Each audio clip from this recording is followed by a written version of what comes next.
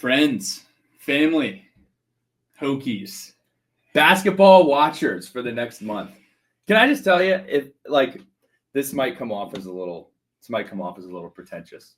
I've had 2 calls this morning where I say, dude, enjoy the games, or what are you doing for the games? And then someone will hit you with like, what games? Or, oh yeah, I'm not that into it. I just don't understand how people exist in that reality. I think it's quite preposterous. If you're listening to this, you probably are tuning into the games in an hour here. It's about early on the 20th of March. March Madness technically began a few days ago with the first 4, but we are excited to get it underway. The best weekend of the year. I know you put this out on the internet the other day. What was it? Super Bowl Sunday, Masters Sunday, March Madness first weekend. And then New Year's 6. New Year's 6. To me, it's not close. I love college football. College football's my – but if you were saying you can only have one of these, it's going to be this. And what prompted it is I called my brother, and he was one of the people who said, oh, yeah, no, I'm going fishing today. And I was like, well, there's unbelievable basketball on. And he's like, dude, March Madness has nothing on Super Bowl Sunday. And I was like, March Madness literally runs circles around Super Bowl Sunday for me personally. If you were in Breckenridge today and it snowed 13 inches last night, would you take the powder day or the March Madness? Well, we've been out before. We were in Park City last year for March Madness. I think the general rule is you may not be getting 25,000 vert. You're going to pop in and have some beers and watch, and then you get all the night games at night. So 3.5 hours in the morning. Yeah. And then get out there. Exactly. So I highly suggest being on the mountain in March Madness. That is a ton of fun. This is actually the first time in a long time I'm not skiing during March Madness, RIP. But we have a pretty interesting and different podcast for you today. Going to talk about some Hokie headlines. We're doing a Sons of Saturday 6-pack. It's the first time we've ever done it. So I am coming with 3 hot topic button items that Pat doesn't know about yet that we're going to discuss. And then Pat is going to do 3 of Virginia Tech's random flexes. Shout out Dave Phillips that he has written down that I have not heard yet. And then we'll also talk about just kind of the current state of Virginia Tech athletics. People are pretty upset, understandably so. It's been a rough, we've been saying like it's been a rough year. It's been a rough couple of years. It's just been a rough. I don't know where the statue of delineation is from that. And then we have a really fun letter from the lunch pail that we have. But dude, welcome back. I know you've been skiing. The hair looks fantastic. Love the scruff that you're rocking. You're getting close to pandemic Pat. So it's good to be back. Yeah. Did you're back and Pat Wessler's gone. It's like a Pat. It's like a Pat revolving door. Yeah. On the topic of being out west, did spend some time at Big Sky and Jackson Hole. Highly recommend if you guys have not been out there. It's a beautiful part of the country too. Yellowstone. Stayed in a cabin a few nights in Idaho in this remote area. It was really great to kind of unplug and spend some time on the mountain too. So good to be back though. Hokie headlines. Hokies women's basketball plays today in Blacksburg as the number 1 seed in the BIT versus NC-A&T. Shout out to the women's team. I think we set the expectations from the beginning. Coach Duffy did a tremendous job. Didn't make it into March Madness. Probably if you pick up 1 win anywhere else, you're in March Madness. But the BIT will be in Blacksburg today. We also saw 4 portal entries over the time that the portal has opened for men's basketball. Jaden Young, Brandon Rechsteiner, Pat Wessler, and Rodney Brown. I would expect 1 more by like the end of the weekend. But as of right now, that leaves us with 4 major contributors returning. 2 things. Number 1, we don't always need to say how thrilled we are that somebody's leaving. I think if somebody leaves, you just say, all right, sayonara, see you later. On the other side of things, some people are freaking out that we have a mass exodus. And I just want to remind people, we actually weren't that good last year. Breaking news, team wasn't that awesome. A lot of changes need to be made, a lot of turnover that we've much discussed the NIL and the support and the challenges that have faced men's basketball. I believe that a lot of those have been alleviated, but we don't need to pull the fire alarm because a team that squeaked into the ACC tournament beat expectations, but we're going to need a new team to have a new ceiling for next year. So that's how I look at it. Right. Like I think of a guy like Toby Lawal, who is super talented and another year in this program could learn more about basketball because he didn't play basketball growing up. A guy like Ben Hammond who has a very bright future in the sport. Tyler Johnson. We're not pulling the fire alarm until some of those guys might enter the portal. But again, like I know with the additional NIL resources that have been mentioned going into this next year, what is that going to look like? Also, all of these guys have the right to go into the portal and then come back to Virginia Tech. We've seen that happen many times across all sports within Virginia Tech as well. So I wouldn't necessarily say a reaction is warranted yet. That would shock me if any of these guys are back. But again, it's all part of the math. I almost look at people are probably frustrated from hearing this, but I looked at this very much as like a reset, not a year one, because Coach Young has been here. Nobody is in year one when you win an ACC championship in the past, but every year is kind of a year one in this NIL era for sure. Especially considering that, you're pretty much showing up to a gunfight with like a little butter knife last year. Yeah. And now I think we at least might have a pistol. Maybe a bazooka. Yeah. Hopefully a bazooka. We'll see. We'll see how that all boils out. And then we would be remiss to not mention, shout out to all of the Hokies that are wrestling in the NCAA championships. We have Eddie Ventresca at 125, Connor McGongle at 133, Sam Latoda 141, Caleb Henson 149, Rafael Hippolito Jr. at 157. Hippolito, the aura king. I know. I saw some great content on social the last few weeks with regards to Hippolito. He's got the Slim Shady look going. You got Mac Church at 165, a top 10 Virginia Tech name. All of these names are fantastic. I haven't read a bad one yet. Lennox Wolak at 174, Andy Smith at 197. Andy Smith, we love you. Probably one of the more standard names on the board here. And then our guy Jimmy Mullen, Jersey, the big boy from St. Joe's, Jersey, 285, also on the football team. Shout out to Jimmy Mullen and that big head of hair. Yeah. The content has been really good. Ethan Aguigui just doing a hell of a job. The rest of the staff as well. But they had the Meek Mill hype video. Philly, Meek Mill, they go get her like lamb and tuna fish.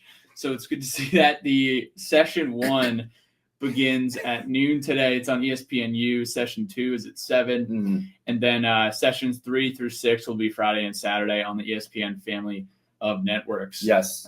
And you also had everyone show up yesterday. Looks like the staff connected with the families of the wrestlers and had them put like some mementos in their bags, which is really cool. Kind of just seeing some gifts and memories from their childhood. Remember your roots. Yeah. Never forget where you come from. Super excited for those guys. Program's done an amazing job. What else do we have in Hokie headlines here? Softball, Emma Lemley deserves some more flowers. 4 no-hitters on the year. Yeah.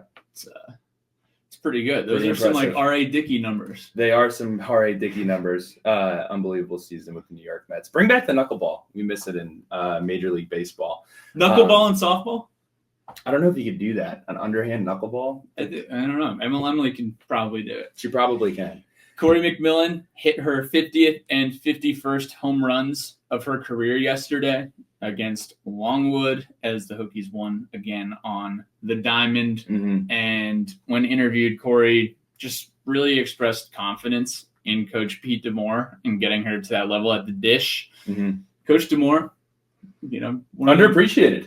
Underappreciated. One of the best guys over there in Merriman at Virginia Tech these days. Real quick, I don't have it in front of us, and we probably don't do a great job of covering this. Just because our track team, like, we've almost become desensitized to unfortunate outcomes. We've been desensitized to greatness from our track team, consistently winning ACC championships. I know our coach is in his first year. I do want to tip my cap to the track team for having another fantastic showing.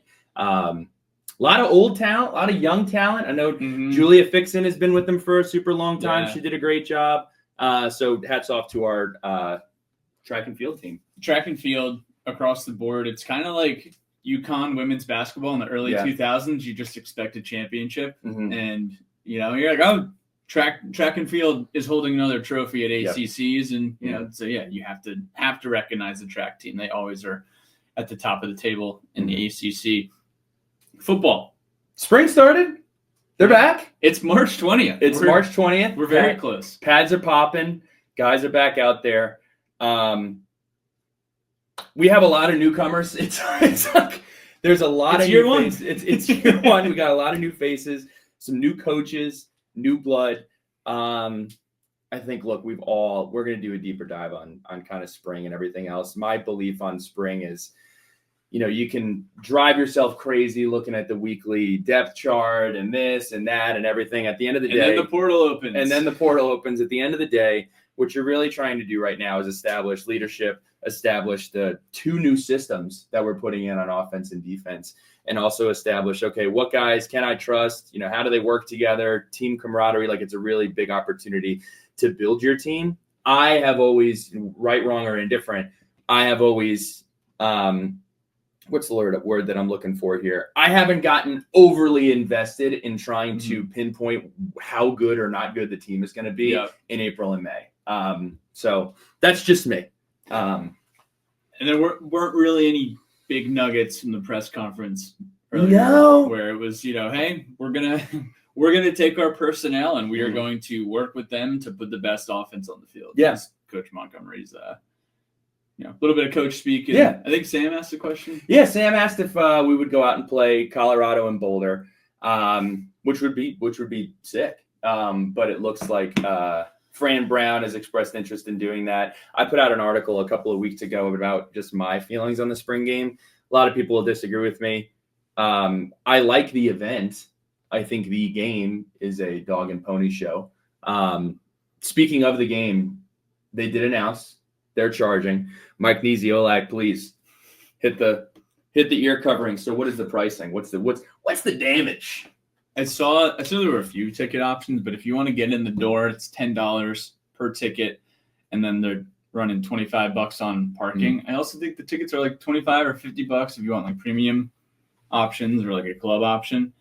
Got to adapt. Yeah. In this day and age with the money, unfortunately. Yeah. I guess I say unfortunately we need that revenue regardless. And less people will show up, but also it's a good way to use the spring game as a revenue driving event. I mean, I always thought that, even if it was $5, like that makes a difference. It's especially if you're bringing your kids. I wish that I think Andy Bitter touched on this, or Chris Coleman on the Tech Sideline podcast. If you're going and you're bringing like 3 kids and your wife and you're paying for parking, parking, I believe, is $25. You're looking at like $150 to get down to Blacksburg if you're coming down for whatever. So, we've just come a long way. I remember when I was getting recruited to Tech, I went to the spring game in 2013, and the stands may have been like 60 or 70% full. It was a big deal. Like, there were some big crowds over the years. Yeah. So personally, I understand charging for the spring game. I'm not going to throw a huge deal over it. I understand the reasoning, and I don't necessarily have a problem with it. So students get in free. Okay. So if you're a student, congratulations. And the parking is $25 for lots 1 through 5. Okay. So I think if you're outside of those lots, then you don't have to pay. Okay. Keynote.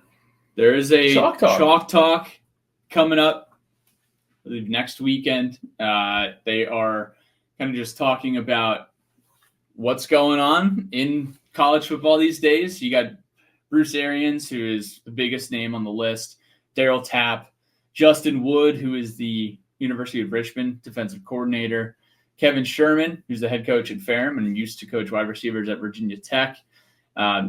all attendees of this Chalk Talk will get to attend practice as well on Saturday, and steak dinner with the coaching staff is on the table too. So very nice.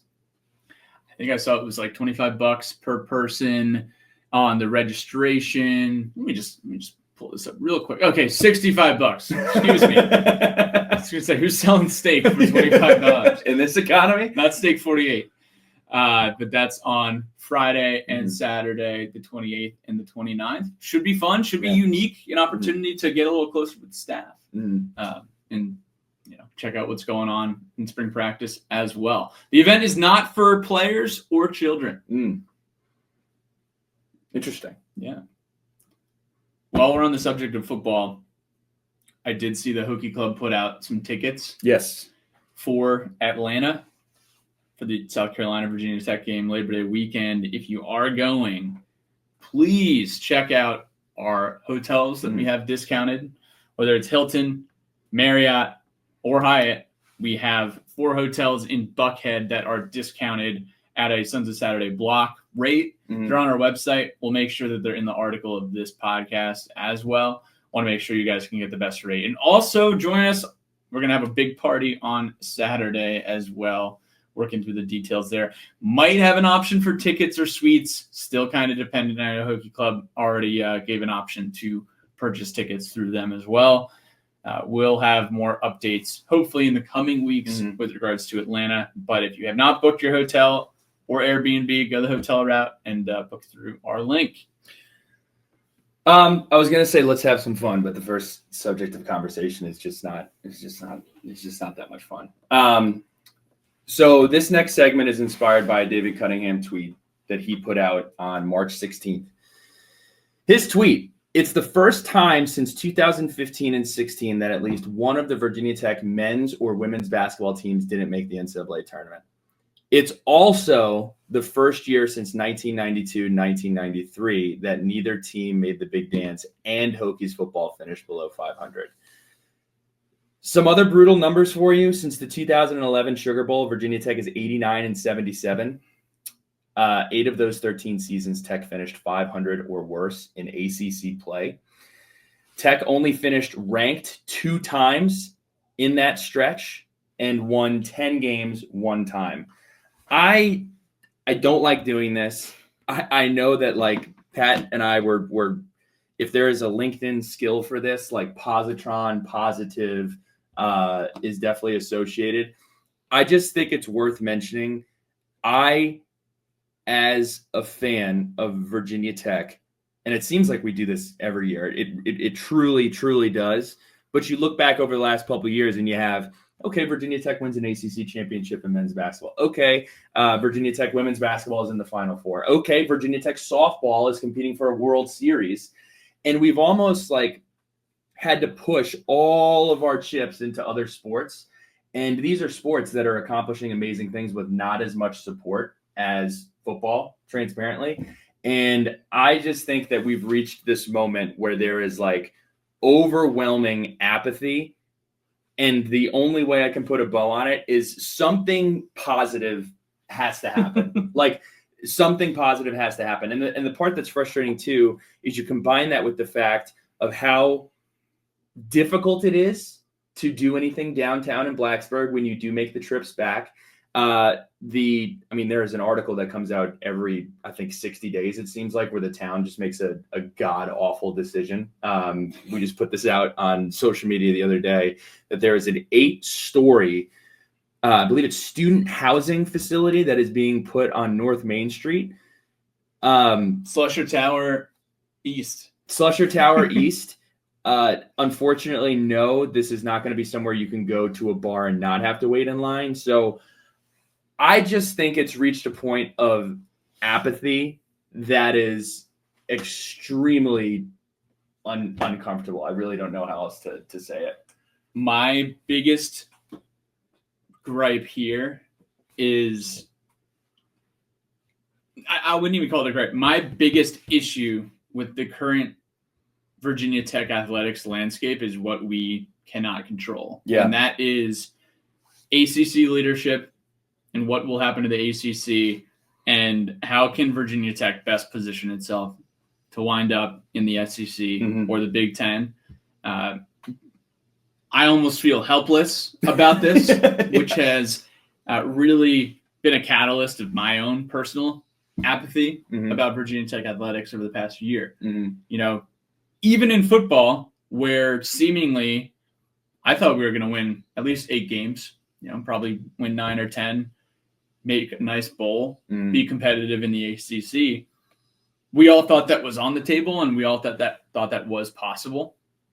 And in the prove it year, Tech fell so short. And that really spurred more apathy about where we are right now.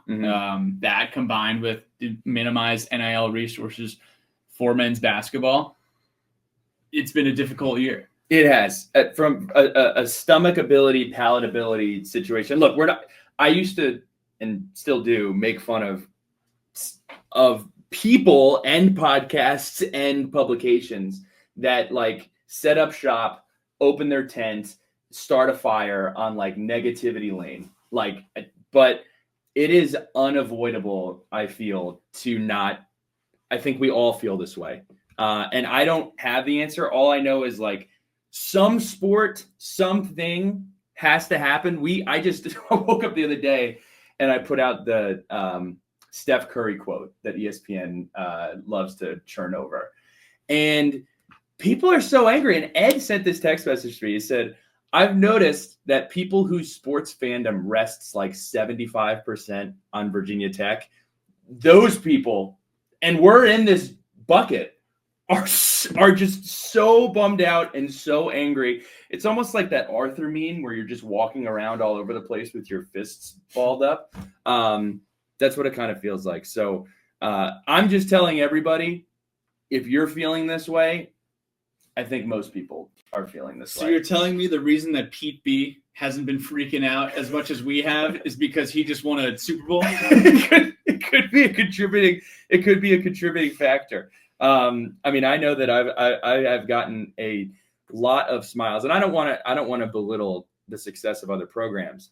I just think that we have rested so much of our happiness on women's basketball, on men's basketball, on baseball and softball in some regards, where they're doing special stuff relative to what their expectations are. But the overall feeling is going to be negative when, you have the results that you have in football. So we have a brand new staff, essentially brand new coordinators. We have a brand new team outside of basically a quarterback and a couple players here and there. And, you go from Josh Pate talking about Virginia Tech as like a potential playoff sneak in to I have no idea what to expect this fall at all. Set the expectations low and you won't be disappointed. Yeah. I hate want. That. Well, yeah, it sucks. Makes this harder. Yeah. You can add wrestling to the mix too. Yeah. I think like wrestling and softball, track and field, the women's team this year. Yeah. They're all keeping everything interesting, right? I think the only thing that we really are asking for right now is just someone overachieving. Yeah. Like we did it in 2022 in the ACC tournament for men's basketball. We made the Final Four 2 years ago in women's basketball. To be fair, overachieving on a national scale, because you could say Virginia Tech men's basketball overachieved this year, but nobody's talking about Virginia Tech men's basketball out of overachieving for a point where non-Virginia Tech fans are noticing the efforts. Yeah. And the ACC knows that Virginia Tech was a major player in that season. It's been so long since we've consistently overachieved in multiple sports in multiple years consecutively. Yeah. Football hasn't overachieved in 8 years. 2017, 2016, maybe. Yeah. But I don't think those teams were that overachieving either. So Bryce always says this. He's just like, can we just overachieve one time? Yeah. And we never do. Yeah. So just wanted to say that. And again, this is not going to turn into the Sons of Saturday sap every week over it. I felt the need. I thought the conversation was heavily directed that way over the last couple of months, and I think it's a completely fair feeling to have. But Waiting on a prayer here, to quote Bon Jovi. Some actual fun. Sons of Saturday, springtime 6-pack. 3 big things. Patrick, are you ready? Are you ready for this list? So Billy has the 3 big things. I have the 3 random flexes to make up the 6-pack. So I'm going to make 3 points, and then I want you to give me your reaction and how, other people would feel about it. And here's the first one. Liz Kitley got her jersey retired this year. Extremely special, extremely deserving, one of the best athletes that's ever been at Virginia Tech. In this age of player movement and NIL, I don't think it's hyperbole to say we will still have people getting their jersey retired, but this may be the last one of this stature that we get. And here's why I say that. And it's not a Virginia Tech siloed issue. Michael Vick, Bruce Smith, Corey Moore, Tyrod Taylor, D'Angelo Hall, all of these legends. If you look back at the age of NIL, you look back at transfer portal, how many of those guys, maybe it's not all of them, but a good bit of them are probably not finishing their career at Virginia Tech. You look back at basketball, Justin Robinson, Ahmed Hill, Justin Bibbs, really awesome team. And they all played together and they grew up together and didn't complain about minutes, and they stayed at one school. Then you look at the current status of college football with some bigger schools. Juice Wells left South Carolina after being an All-American to go to Ole Miss. He was the guy at South Carolina. This past college football playoff, 2 senior transfers at Ohio State and Notre Dame playing against one another. And the stars of the college football playoff, a lot of them were transfers. Cam Scadaboo, transfer. Quinn Ewers, transfer. The freak cornerback from Ohio State, he's also a transfer. So when you think back, and I'm dialing in here on Jack Sawyer, he's from Columbus. Yeah. He's a lifetime Buckeye. He's there for 5 years, and that was celebrated so much. That used to be the norm. It used to have teams like that everywhere. But how many into the future, and I'm not even talking about exclusively all-time greats. I'm talking about really good players who are in the fabric of Virginia Tech. Dax Hollifield, J.C. Coleman, Devin Wilson, Isaiah Ford, all-time great. Cam Phillips, all-time great. How many of those players will play long enough at Virginia Tech and have the impact that they had and intertwine themselves within the Virginia Tech community to get their jersey retired? I don't know. We might never see it. We may never see it again. Or we would need to just totally adjust what the requirements are for that. Yeah. If you have one epic season, then yeah. But for the stature of a Liz Kitley, for example, I think Hunter Couture was one of the last ones we'll ever see that you could make a comp to. Yeah. And I'm not comparing Hunter Couture and Liz Kitley's careers, but I am saying that Hunter was a 5 or 6 year guy with the COVID year, came in as a super underrated guy and really grew up in Blacksburg. It's being intertwined with the culture of the school that I think is the separator for me. Dax Hollifield made a lot of tackles, played in a lot of games, but you look at him and you think Virginia Tech. Hokie. Yes, you just pointed at him and you're like, that's a Hokie. Trey Turner, he was at Virginia Tech forever, and you just pointed at that guy and you've been like, Hokie, right? So I'm really interested to see how that goes. And again, this isn't just for Virginia Tech. This is for big schools as well. Like a Sean Padula, for example. Sean Padula, who had a great year at Ole Miss this year. Yeah. Not going to be a guy who finishes his career in maroon and orange. And I know we could. There's a long laundry list of men's basketball players who are on that list too. Yeah. But just like a guy like Padula, who, say what you want to say about him and his career at Tech, but he had some serious contributions to the program when he was here, and he's doing it down in Oxford as well. It's a good take. Thank you. Number 2, kind of along the same lines. Virginia Tech doesn't get nearly enough credit for its work in the transfer portal. We're always saying, we're a farm team. We're getting killed in the portal. Man, the portal. I hate the portal. To be completely honest with you, have we won games due to the transfer portal? The answer is no. Have we acquired great talent from the transfer portal? To me, the answer is an overwhelming yes. And I think that we're misconstruing the fact that we've brought in talent but have not won games. So let's just go down memory lane for the sake of the argument. I'm excited to hear what you got to say. Justin Fuente brought in Khalil Herbert, Raheem Blackshear, Brock Hoffman. All three are in the NFL. Justice Reed, Gerard Evans, Amari Barno, JPR. Amari Barno and JPR also still in the NFL. Coach Pry, Feldarius Payne, Stephen Gosnell, Kyron Drones, Daquan Felton, Ollie Jennings, Jalen Lane, Tootin, and APR. These are all hits. Like, these are all like big contributors that come out of the portal. And I really want to key in on Coach Young. Limited resources in NIL. We're always talking about how many guys leave. Well, Storm Murphy, Justin Mutz, Keve Aluma, Ben Burnham, Elijah Poteet, Grant Basili, Robbie Bieran, and Lynn Kidd. All guys that we've brought in and were major contributors for the program. Lastly, Kenny Brooks, Deasia Gregg, Kayana Traylor, Taylor Sold, Rose Michaud, Matilda Eck. My entire point is that I think history is almost being rewritten.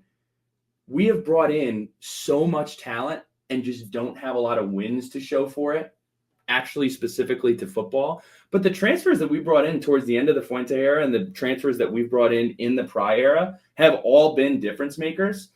If you were to say thumbs up or thumbs down, kind of that, I don't know why I'm blanking on the name of the movie right now. But if you were to do thumbs up, thumbs down in the transfer portal on its overall, are we getting more talent than we're losing? I think it's a thumbs up. I think it's a thumbs up, and I think you could really only point to – there's not that many data points of guys who have left and killed it. Yeah.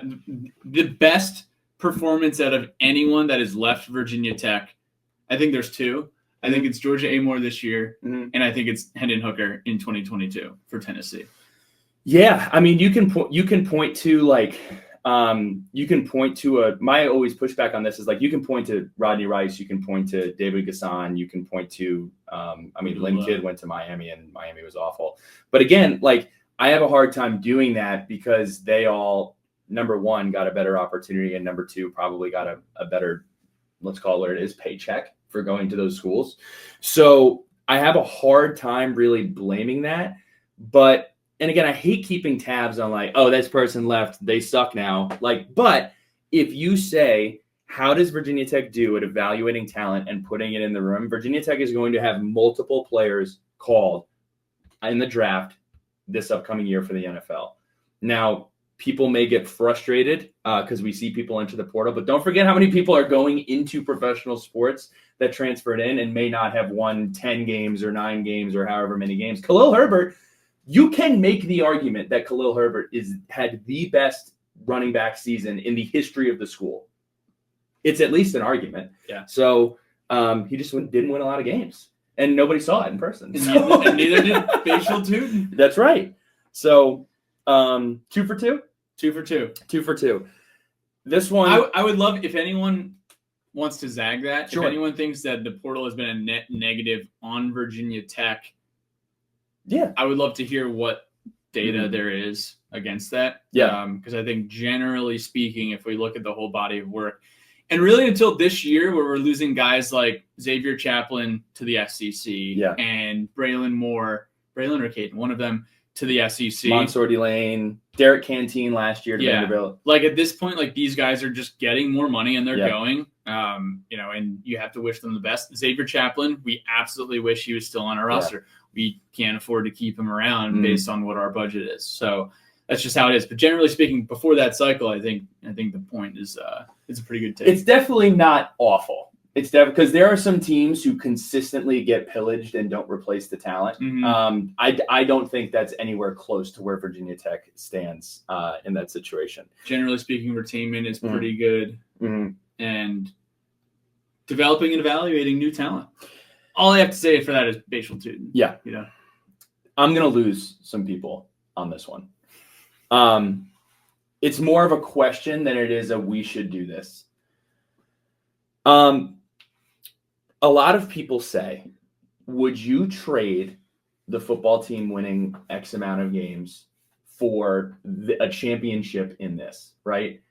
My question is how many people would be okay with Virginia Tech allocating the resources to get the national championship monkey off of our back. If Virginia Tech said, hey, for the next 3 years or however many years it takes. I don't know if you can do it that long. I think however long. I think it would have to be a one and done year. I think you would have to do it in like women's basketball. Mm-hmm. It would have to be a one and done. Because if you dedicated 3 years, mm-hmm. you're gonna lose everyone. Yeah. Who doesn't care about mm-hmm. They might not be huge wrestling fans, they might not care about that specific sport. I think you have to focus in on women's basketball because there's only 5 girls on the court at a time. And you could also do tennis. You could do swimming. I mean, the memes go away if you win a singular national championship, just one. It's us, Kansas State, and one other joker program. It's just us two now. Oh, it's just us two. Even worse. It was Mississippi State, and they won in baseball about 4 or 5 years ago. And maybe it's not go all in. Maybe you say, hey, look, if we were giving like 20% to this one sport, maybe we give like 30%. Move some stuff around here. I'm just saying, like, women's basketball is a great example. From very light research that I've done, you can probably win a national title in women's basketball between $2 and $2.25 million on your roster. Mm-hmm. Now, I don't think the school can come out and say, hey, guys, we're just going to do this right now.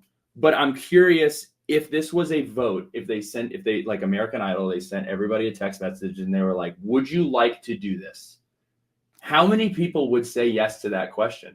How many people would say, you know what, I'm willing to spend less here and more here and a little bit of a abstract program to get that monkey off the back? The one challenge is, though, it's not like we're killing it anywhere except in some of these abstract programs. So, again, I'm curious what people would say to that, but that's my question. I think the biggest, most frustrating dig, honestly, is the national championship thing. Where does that rank for you? Like, there's the Steph Curry thing. I don't really care anymore. You don't care anymore? I don't care anymore. If you ask me right now, Pat, what do you care about most with regards to Virginia Tech in the aperture of college athletics? My number one priority is just being in the conversation for winning the ACC in football. Like, that's my number one. Number two is basketball. But as far as like the national championship thing, like I would much rather like be looking forward to the fall, all spring and all summer than seeing an empty trophy case. Like I don't care that much anymore. I don't know. Maybe it's like, as long as we keep beating UVA in football and even basketball and all the time, all over the court, mat, field, whatever, like they're the only ones who really are the ones that are bringing it up.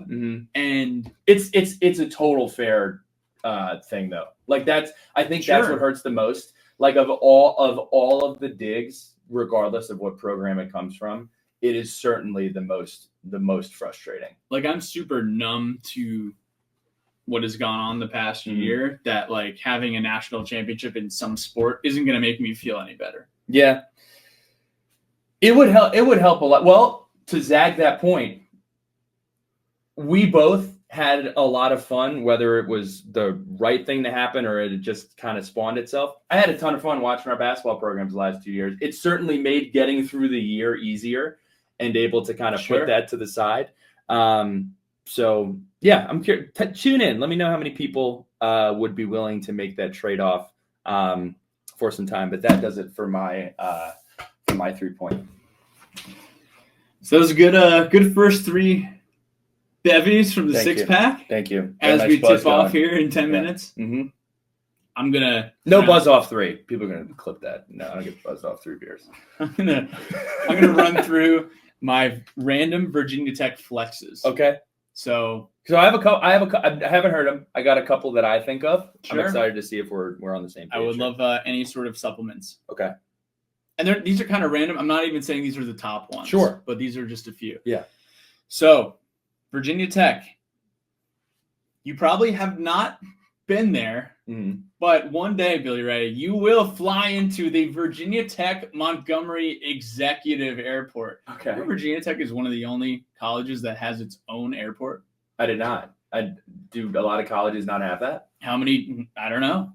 I mean, how many airports do you know about around the country? Well, College Station has one. I know that Tuscaloosa has one. I know that Auburn has one. I don't know. Is that flexed? How do you know about all these other ones? Because I've been on Flight Watch. Remember when Buzz Williams went down to Texas A&M? And But this is the Virginia Tech Airport. Like, so just because it's a Tuscaloosa regional or College Station. Now, granted, wasn't very thorough research. Sure, but Virginia Tech's Montgomery Executive Airport supports FAA drone research. Okay. Also, there's a partnership with NASA and FAA collaborations with drone partnership. I think we need to know what the situations are elsewhere, but I will take it as a flex right now. But I can only accept it as a flex because I don't know what's normal elsewhere. You know what I mean? That'd be like, let me give you an example. That'd be like, dude, tell you what, growing up, big flex. I had heated floors in the kitchen, and dudes are like, dude, I also had heated floors. And then you're like, well, all right, still a flex for me, but I'll accept the flex. Hey, Rutgers does not have a Rutgers airport, dude. All right, they got pissed Charlottesville has an airport. It's not the UVA airport. Okay, that's cool. This is the Virginia Tech Airport. Do we need to make T-shirts? We have an airport like VT Aviator, VT Aviator. Just rating Virginia Tech's airport on like ratemyairport.com. No delays out of there. You're not dealing with American Airlines. They're not messing with your life. Number 2. Did you know that Blacksburg, Virginia? Now, can I do a Blacksburg flex? Sure, of course. Okay. Do you know that Blacksburg, Virginia was one of the first towns to get internet across the entire town? I did know that. How random is that? That is super random. It was I put this out a couple of days ago on our Twitter that we were like the most wired community in like the country for a short period of time. Little did people know that Wi-Fi was around what was around the corner. That is a random and fun flex. I like that. Good one. I have a little bit of more information there. Back in the 90s, Blacksburg became one of the earliest connected communities through a project called the Blacksburg Electronic Village, known as the BEV. The Bev, dude. Bev was drink number 5 on this 6-pack. Okay. Long before Wi-Fi, Virginia Tech and the town collaborated to bring fiber optic internet to homes and businesses. BIOS. The most wired town in America. I love how you were kind of ahead of me in there, and you totally knew about this. But that's cool. That is cool. Good flex. The last flex I have is about an alum that you probably have never heard of, but Virginia Tech does have an alum that won the Nobel Prize in physics. Really? In 1996. The 90s were big. My birth year. Exactly. Might happen on April 11th.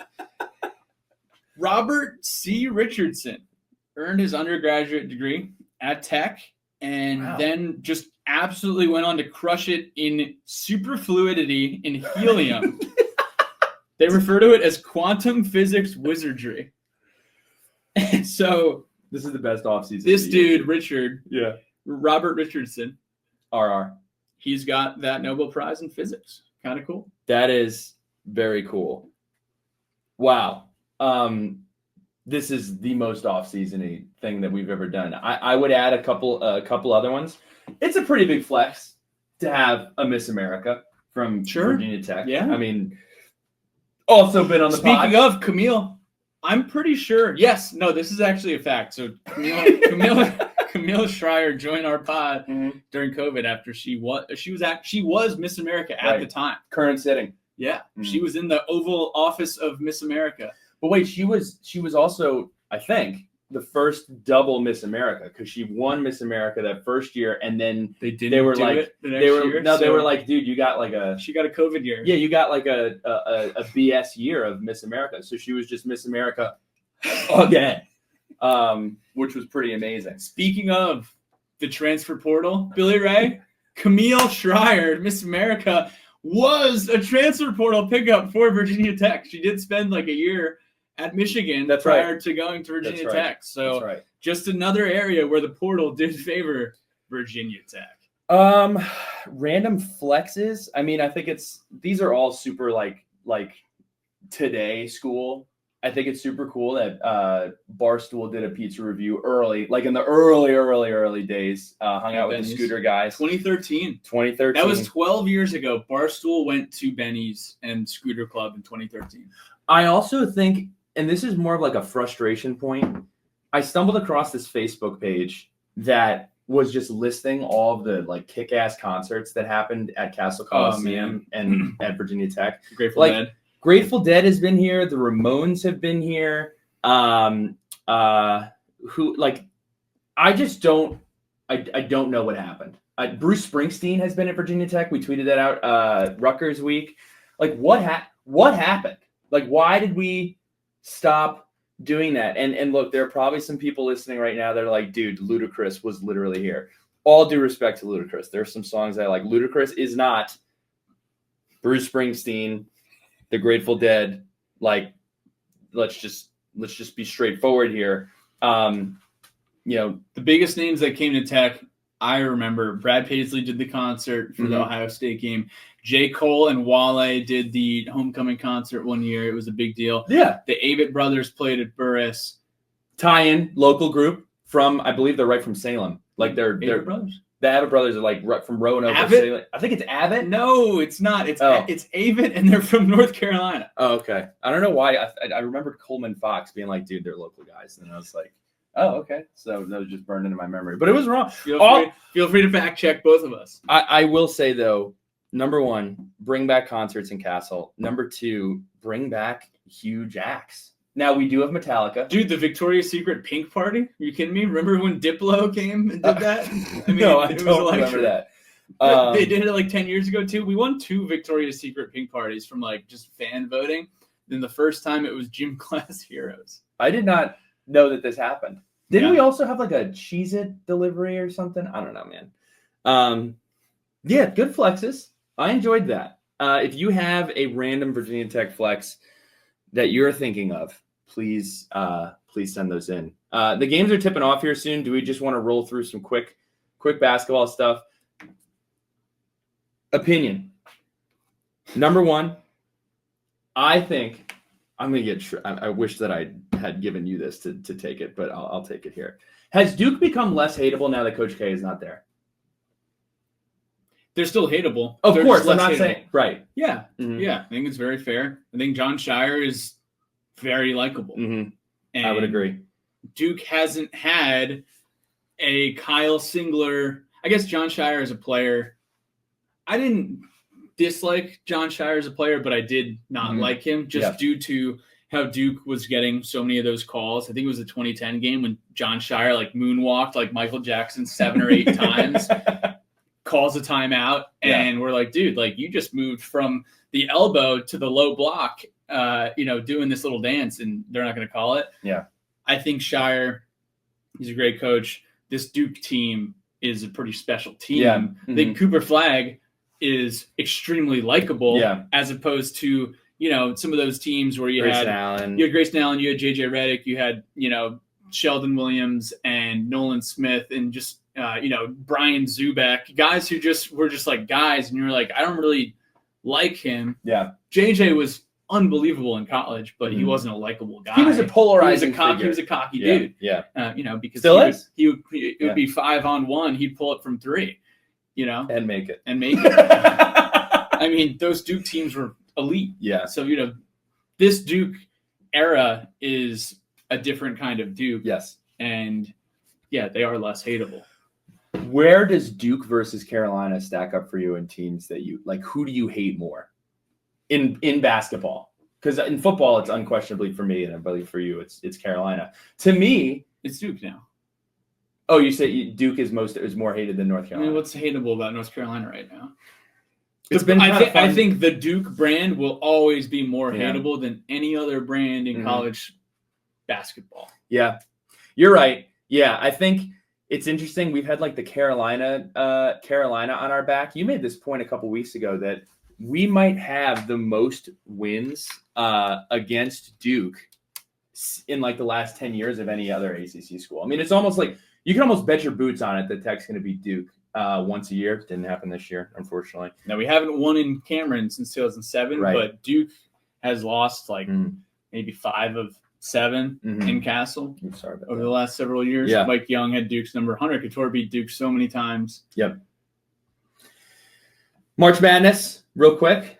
I'm going to run down these for me. My bandwagon. It's not even a bandwagon.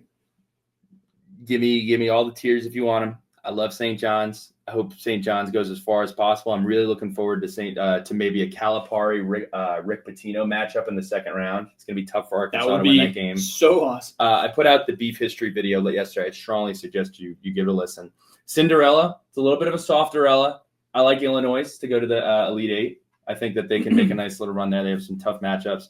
My Final Four is St. John's, Michigan State, Houston, and Duke, and my champion is Michigan State. I think Michigan State's really, really solid this year. Love Coach Izzo. So I got Michigan State winning the whole thing. And also, I'm on fraud watch with the SEC. I was going to say, there's no SEC teams in your Final Four, Billy, right? I am on fraud watch for the SEC. I have had so much fun rooting against the Big Ten over the last couple of years because the Big Ten gets a ton of teams in the tournament. They're never in the Final Four. And I am very excited to hopefully fling poo on the yard of the SEC. It's just been preposterous. You're looking at these numbers, and it's like they have this many ranked wins. It's like, well, their whole schedule was against ranked teams because, the Wizard of Oz tells me that every team in the SEC is good. So, yeah, I'm interested to see how it boils out. Do you have a bandwagon? Do you have a Cinderella? So I love your St. John's bandwagon. Mm-hmm. New York's team. Super fun. Mm-hmm. I know you're a big St. John's guy. Mm-hmm. No jersey. No picture of you in a St. John's jersey I have one that has surfaced yet. Oh, I have one on my phone. Well, I can pull that up. I'm saying it hasn't surfaced. Oh, you're saying it hasn't. it's not as infamous as the other one. Okay. I thought Duke was a bandwagon. Cinderella. I don't even want to call them a Cinderella. I do just weirdly want to see Ole Miss go far. Okay. I also want to see Xavier go far as well. Seeing them pick up the dub over Texas last night. Yeah. My team to cut down the nets is Florida. Boom, boom, boom, boom, boom. Everyone's on Florida right now. Yeah. I have futures for Duke and Alabama that I placed, a couple months ago. So obviously rooting for someone to come out of that top right bracket as well. But I have Florida coming down, cutting down the nets this year. Last thing on March Madness, and this will be posted after the first round, but the last thing on March Madness, I think Houston is the least talked about 1 seed that we've had in a very long time. And they're always a 1 or a 2. They're always a 1 or 2. Nobody ever gives them any respect. They're my second. So I have 2 brackets, and I have Houston winning my other bracket. I think Kelvin Sampson's done a really good job. Last thing, we took letters from lunch pail, running a little long here, so I'm just going to take this one because I enjoyed this one. Nick VDM wrote in, what's the best semester in Hokie sports history? I feel like it's spring 2021. Both basketball teams and Diamond Sports had great accomplishments that were also first in Hokie history, but maybe that's recency bias. So personally, I have a really hard time going past my time at Tech with non-football sports. But since then, here are a couple of them for you. Now I'm going by semester, so it doesn't, I'm just, while that semester was going on, what happened? Fall 2016, Virginia Tech football wins 10 games for the first time since 2011. Virginia Tech men's basketball was 12-1 with wins over Nebraska, Michigan, Ole Miss, and number 5 Duke before New Year's in 2016. This Duke team had Jason Tatum and Luke Kennard, a young and did not play Grayson Allen. And if you want to look past that, it was the first Virginia Tech tournament team since 2006 and 2007. Now, the wildest look back from this is the women's basketball team in 2016 started 15-0 with wins over number 17 Tennessee, Nebraska, Auburn, UNC, and Clemson. Wow. Unbelievable. And then they went on to lose 11 in a row and missed the tournament. They finished 20-14 and lost to Michigan in the BIT. This is where like that Conference Kenny verbiage kind of came up. I think that's a crazy season. So again, fall 2016 football team wins 10 games. Men's basketball team is 12-1 before New Year's, and the women's basketball team beats Tennessee and starts 15-0. That's a pretty and granted, not as many people were invested in women's basketball at the time. Sure. Not as many people were invested in men's basketball at the time. But if you're going squarely off of here's what we did, that's a pretty damn good year. I remember feeling really good about the future of where Tech was going around that 20. I guess it was Buzz's first few years. Buzz's first few so years. Men's basketball had a bright future. And then that 2016 and 2017 Fuente teams. It's hard not to discount 2016 fall That was my senior year. Mm-hmm. I went to 13 of 14 football games that year. I was at that Duke game when we beat them in Castle, like on New Year's Eve. Damn. I remember watching us beat Michigan in the ACC Big Ten Challenge. Mm-hmm. And it was a Monday night or a Tuesday night. Mm-hmm. I was like, this is really special. I felt so strongly about where Virginia Tech athletics was going in 2016 across the board. So it's hard not to also have just the bias of that being a year that I had on campus. And Bristol, we were in the conversation. We played for an ACC championship in football. It also, like this question, Nick, who asked the question, Nick VDM, it also just depends on, what is most important to you as a fan too, I'm sure we also won a track and field championship this semester too. Well, one other thing to keep in mind too, we say that there's so much player movement. Think about how much player movement happened all the way back in 2016 for all of this to happen. Gerard Evans is your starting quarterback. You had Zach Leday, who was a star on the men's basketball team. You had why am I forgetting his name? Seth Allen, who was on the basketball team, who was tremendous. So we actually had a lot of newcomers come in and influence that awesome run that we've had. So it's a really good question, Nick. I'd be curious to see if anybody else wants to tune in with, you're not going to get your 90s, 80s, 70s, 60s, 50s from me. But I think 2016, people remember it as a football year before people came back. It was pretty good across the board. And it's tough. Like the way the question is asked is framing up semesters. So you can only lump in football and basketball together if there's a lot of good data from basketball, which is fortuitous for 16. Yeah, 16. Mm-hmm. There was only one loss among women's basketball and men's basketball, with several ranked wins and a 10-win season from a football team. So you're 27-1 on the hardwood. On the hardwood, and win 10 games in football. I mean, I have a hard time finding a better semester than that. Let us know if you guys find any other good semesters, because there's a lot. Yeah, there's a lot back there. Let's go watch basketball. This was fun. We got a handful of other questions that we will do a 2.0 of this fun off-season pod. Yeah. Well, we got a lot of off-season to go, so we're going to have a lot of dados on this off-season. But go basketball, go Hokies. We'll talk to you later, and be good, everybody.